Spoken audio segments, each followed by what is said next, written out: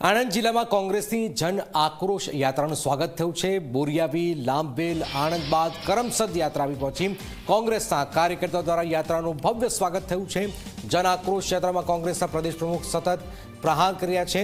અરવલ્લી પર્વતમાળા લઈને પણ અમિત ચાવડાએ નિવેદન આપ્યું, જે સરકાર પ્રજાના મતથી બની તે હવે પ્રજાનું નથી સાંભળતી। અરવલ્લી પર્વતમાળા સદીઓથી પ્રકૃતિનું જતન કરે છે। અરવલ્લી પર્વતમાળા સાથે લોકોની ધાર્મિક આસ્થાઓ જોડાયેલી છે। પર્વતમાળાનો 90% હિસ્સો ખનન માફિયાઓ લૂંટી જશે। આવતીકાલથી અરવલ્લી બચાવ અભિયાન પણ શરૂ થશે।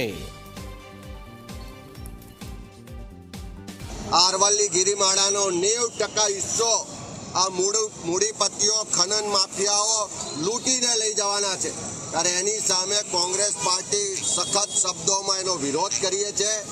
આવતીકાલથી કોંગ્રેસ પાર્ટી તમામ જે અરવલ્લી અમારો જિલ્લો છે, સાબરકાંઠા જિલ્લો છે, બનાસકાંઠા જિલ્લો છે, વિસ્તારમાં અરવલ્લી બચાવ અભિયાનની અમે શરૂઆત કરવા જઈ રહ્યા છે।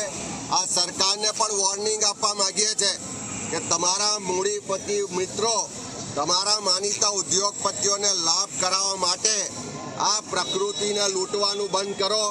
જો નહીં કરો તો જનતા રસ્તા પર ઉતરી અને નેપાળ વાળી ગુજરાત અને દેશમાં થતાં પણ વાર નહીં લાગે।